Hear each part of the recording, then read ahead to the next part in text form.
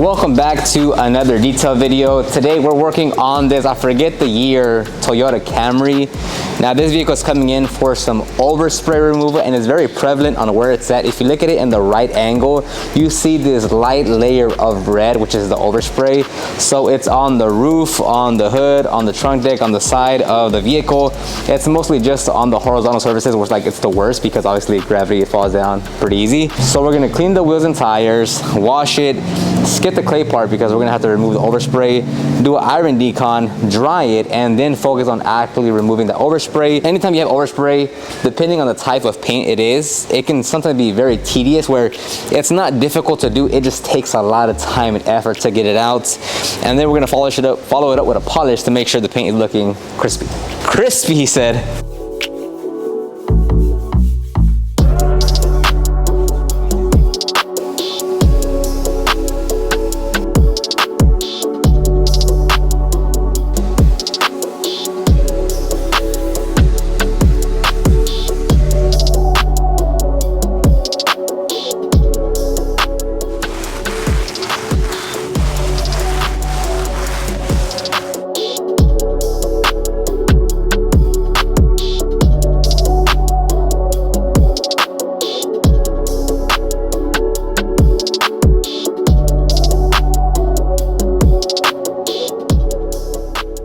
Now, overspray removal can be quite tricky depending again on the paint. We've had some overspray removal.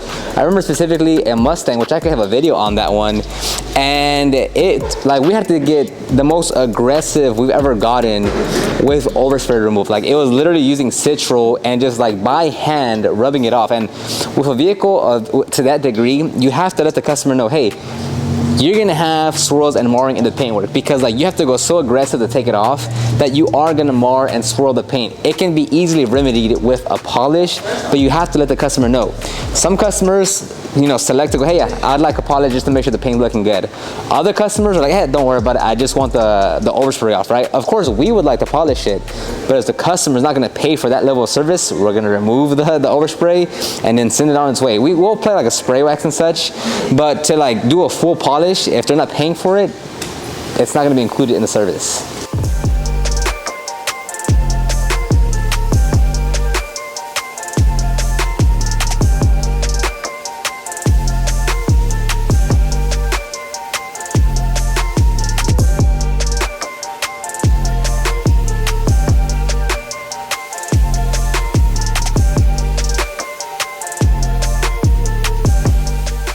You breaking everything, dog. Air compressors. That's what matter with you. Pump sprayer. So what we got going on so far is we're just using a heavy clay bar, and this is a specific situation where we'll use a clay bar because it's more aggressive and it bites a lot harder than just a clay mitt. So we're gonna do it takes a few multiple passes, but it is coming out much better. We've basically removed like 98% of all the overspray here. So as you can see, it's red up there, and if we come look on this angle, you no longer see the red. So we'll follow this up for a majority of the vehicle. Some areas will have to get a bit more specific or a bit more aggressive depending on where it's at, but overall we're doing this method for the next hour or so.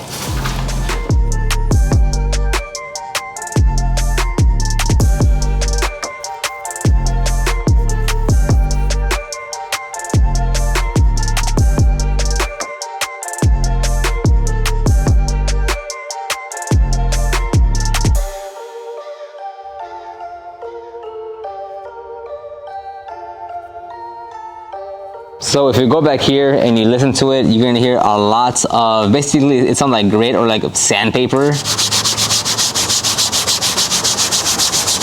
And then once you're done with it and such, it should hear more something like this, where you don't really hear anything because all the overspray is actually removed.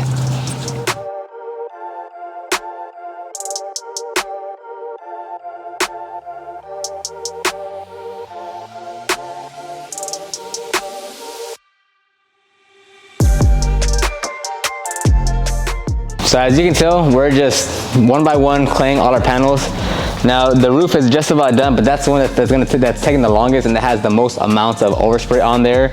Now as you work it, it's like you just have to do multiple passes, because if it's like at 100%, so to speak, overspray, if you do like 7 passes or whatever, it might remove like, you know, 60% or 40%, and then you do another 4 passes and it removes the additional, you know, 40%, and then the last few passes that you do gets the last like 15% of the overspray. So just doing multiple passes. I didn't have gloves on, which you would have to have gloves on so your hands don't turn off pruny and stuff, but literally just clay lube with our clay bar, the aggressive one, and little by little I did try to use the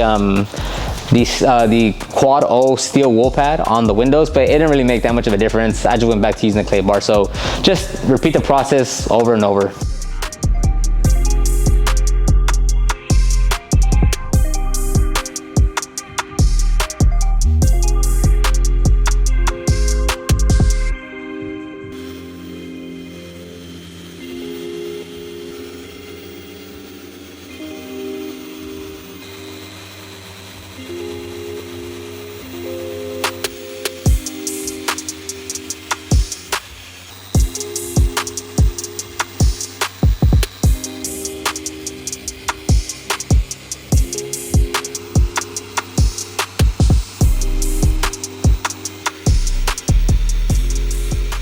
So the vehicle is washed. We have removed all of the overspray. If you remember, this entire vehicle, this entire strip of the top was just caked with a ridiculous amount of red overspray, but we are all done.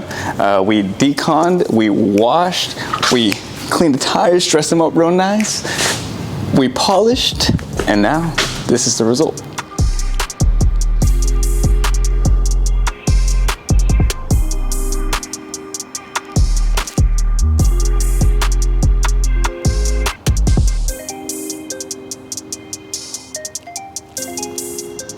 So tomorrow at night is like this Texas Arctic freeze coming in. So we're gonna knock it. It should be turned in by like 12 tomorrow, because we have 2 other vehicles in the morning.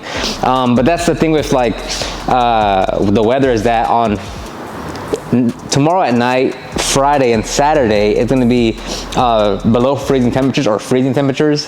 So we're gonna cancel Friday for sure, and Saturday it's Christmas Eve, so we're just gonna be off. But that's the thing with weather, when you're, especially as a mobile detailer, you have to be very conscious and cognizant of the weather, because that will greatly impact how you're able to work.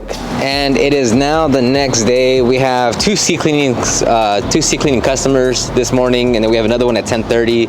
The freeze is supposed to happen tonight. It's like at 7, where it hits like 30 degrees. So we'll be able to finish up today as usual. But then once we knock out those 3 customers, we're gonna get back on the Camry and knock that out. It's not gonna take long. It's just those touch-ups, like I said. So anyways, I'll end it right here. You can check the description box down below for the ultimate guide to start your detailing business, or if you want to try out a jobber and get 20% off your first 6 months. All those links will be down below. Thank you very much, and I'll see you on the next one. Bro, you're running of a cat right now. Like, you were back straight and then you went, I want to go, yeah.